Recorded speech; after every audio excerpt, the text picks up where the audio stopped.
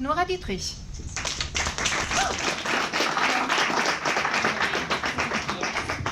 Okay, because 12 minutes are a short time, I'm just going to start right away with a quick question. How many of you like to get naked in front of random people? Hands up. Yeah, I have like 3 to 4 very bold people in the room. Keep up the good work. But actually most of us, we don't like to get naked in front of random people. And I can only talk for myself, but for me, I feel vulnerable. And I'm even afraid that you might judge me for the way I look or the way I behave. So I rather avoid these moments. But maybe let me rephrase that question real quick. How many of you talk openly about their emotions at work? Oh, a couple more hands, yes. That's a sign for good leadership. But actually it's the same thing.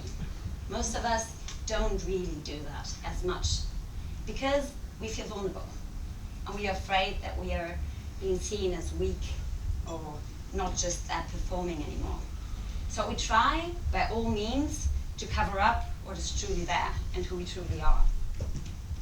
But here comes the paradox, because as much as we try to cover up what we truly feel and that we are just not vulnerable, as much as we leave traces.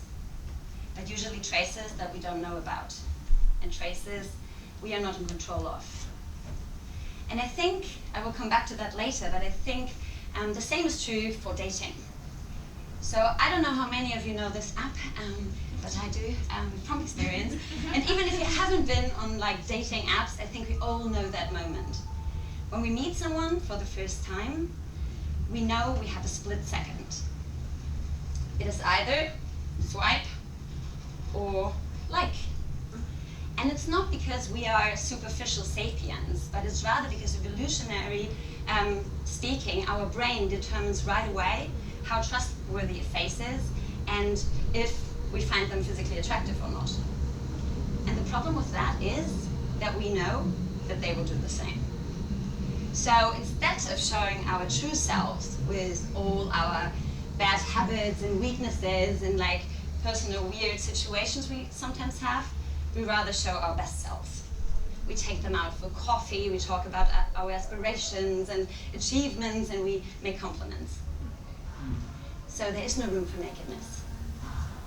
And I think the same fact is actually true for how we build relationships and organizations.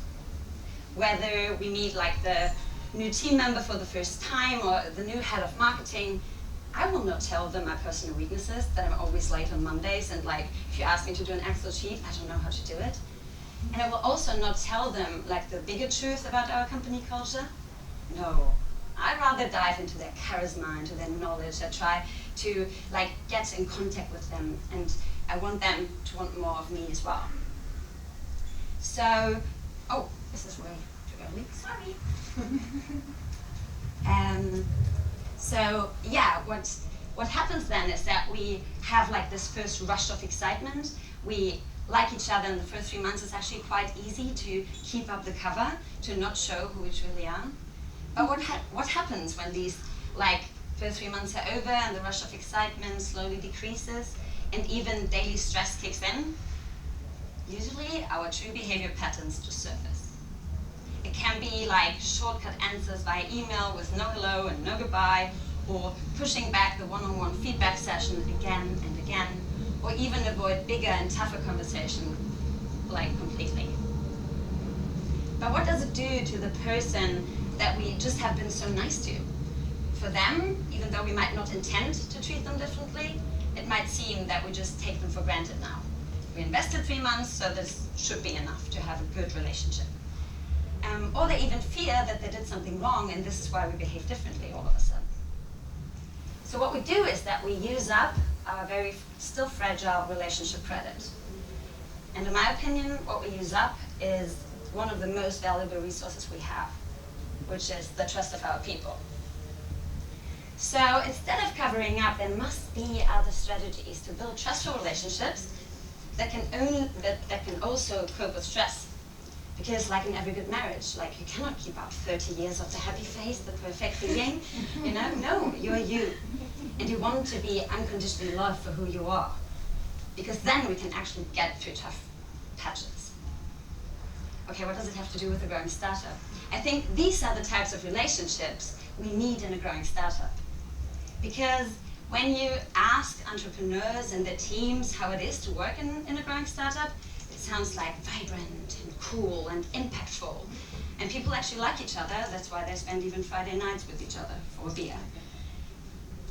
So what you see on the outside is like the excitement. You see that the product seems to strike a chord, all the hard work you put in seems to pay out, and investors just want to get a piece of the pie.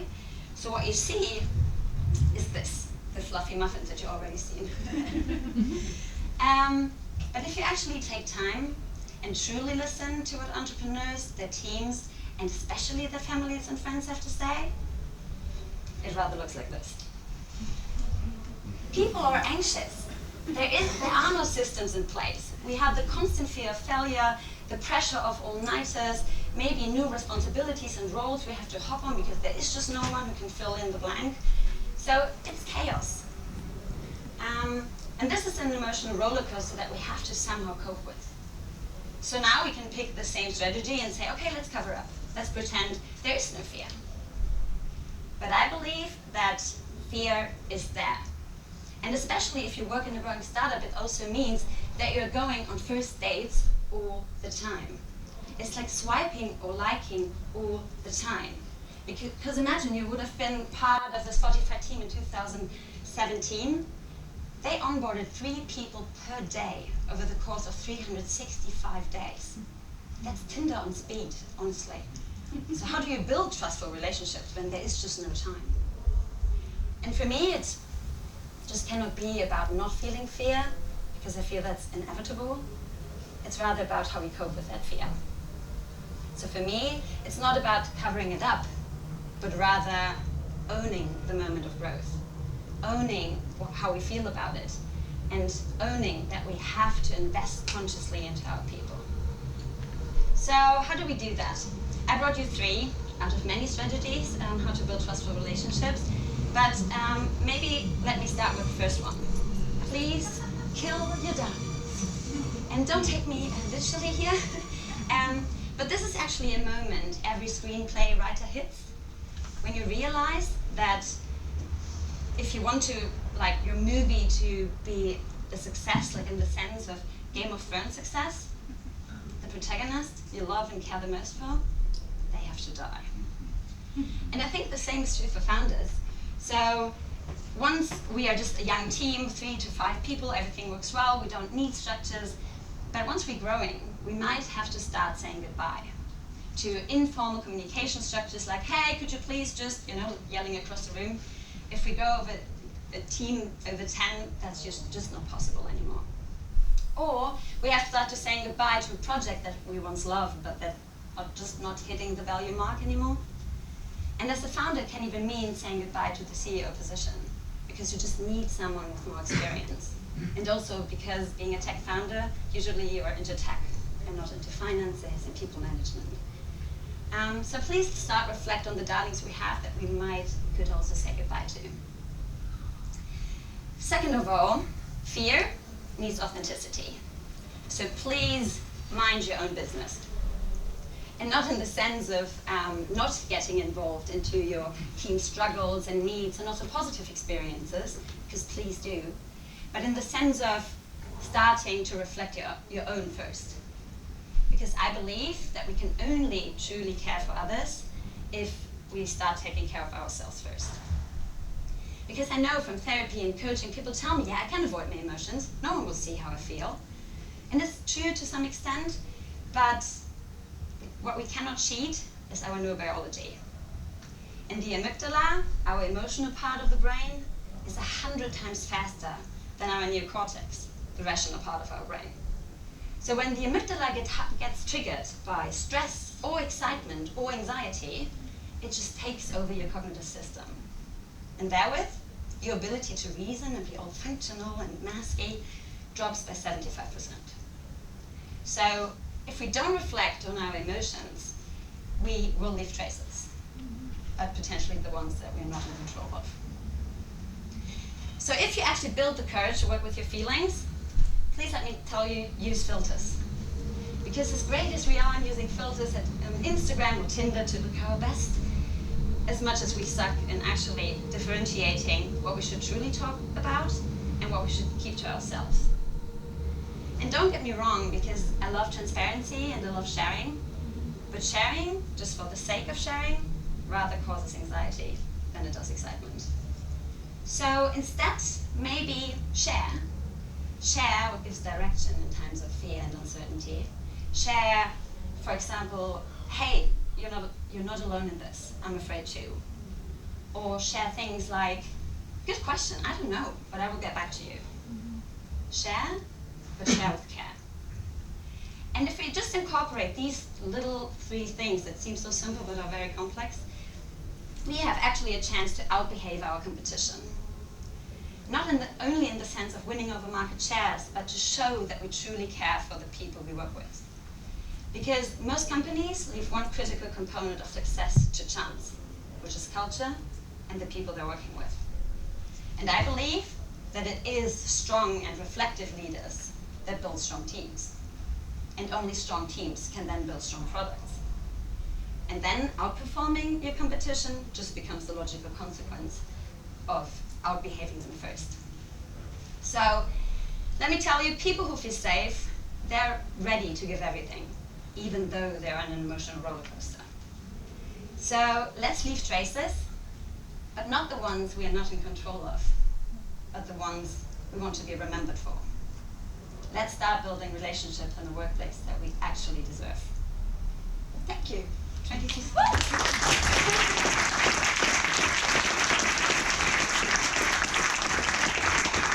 Thank you so much, Nora. And now we have 6 minutes of time for your questions. So who has a question? Awesome. Please introduce yourself first and then ask your question. Thank you. Hi, my name is Camila. I work at Bayersdorf. I love your talk. One question. Do you think as a woman, it's also very easy to follow what you say? Because I see it's like sometimes I struggle because you try to be authentic, but in the workplace, sometimes it's not that straightforward. Yeah, I totally get what you're saying. I found it with, like back then, I found it with 2 old men, 50 and 60 years old, and people would think I'm the assistant. So I just chose to just still be me because I'm a psychotherapist, so I'd never learned this whole fake it till you make it thing in business. I just wasn't right in the spectrum. And so I think if you truly know who you are and you like build the confidence, because it's really about courage and building the confidence to like state that, then people will slowly adapt to that. But of course the first reaction is like, oh, because they haven't been in contact with that. So I think as a woman, especially when you're young, sometimes we have to show 30% more of competence to actually be taken seriously. But for me, it's just a positive challenge I'm very willing to take on. Hi, Katrin. I work as a digital coach in Berlin. You 3 times, I think you mentioned leave traces. Could you explain, give us a context, what do you mean with that? Yeah.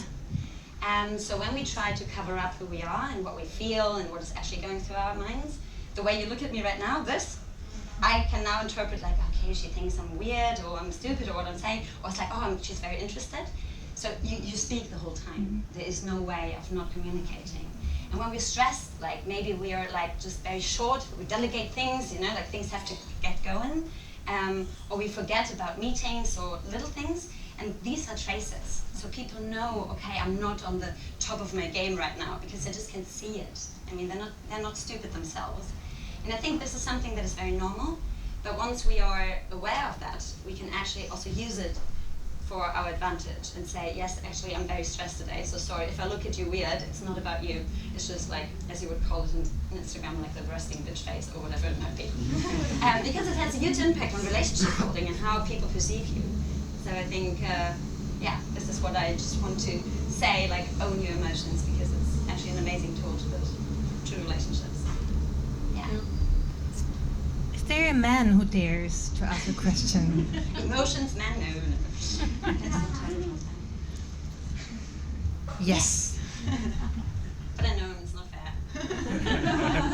Yes, my name is Jörg. I'm a philosopher and author, and I make a first step as a band, maybe a bigger step for more man. I don't know. Yes. So the question of vulnerability, and you said use filters. I think this aspect is very interesting. And how far is like this personal level in business really, really successful? This would be. It's not that I'm skeptical about it, because as you know, I'm sharing this nearly completely, I would say. But then, would you say that you really can have success with this personal level, or isn't it that it's not even that people will look at you and say you're weird? It's they will close the door just, and they will be indifferent, or they will just ignore you. Yeah.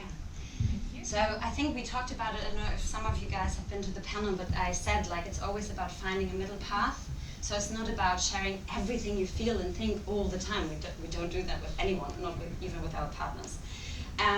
It's rather about knowing, okay, what impact can it have in a positive way if I share what is going through my system, how I feel, how I think, and I would like be more approachable for people to actually talk about these things, because I feel like a lot of problems are just in between the lines, but no one talks about it, so they just then cause friction and this weird like switch in atmosphere, and no one can really like put a finger on it. And I would just like invite everyone to be a bit more open about it. And I think, of course, like the way I am sometimes in like meetings and stuff, can be that people don't like it, but then maybe they're in the long term not the people I can really work like greatly with. So I think it's about like finding your right peers, the right crowd, but also still pushing people towards that by being a role model. And maybe get a door in the face, but then I just open another one. So you said, I'm Andre, I'm a CTO at Sid's Idea. I'm always working for other companies and always in a lead position, and so I'm stressed very often so because of meetings and everything else. And yeah, I'm getting very loud often then, and after that I'm excusing, I'm saying sorry, I'm stressed, and so I didn't think that this is the coolest way, because it's in my nature to do it, and I'm very proud of it that you are telling this, and yeah, thanks. So no question, just a complaint. So I think like it's not about being impulsive and unreflected. This is a big difference of being emotionally open and vulnerable and sharing, and being impulsive and unfair. So I think this is why I said mind your own business. So if you take time out to reflect on how I'm feeling, then this is already in itself an emotional regulational tool, because you stop, you breathe, you take a step back, and then you address or like whatever the situation again. So the tendency of then being fully angry is less. So then you can voice, I'm angry, but you don't have to yell, oh, what the fuck? Yeah. Which is a big difference in how you're going to get That's perceived. how I think, what the fuck, but then... Yeah.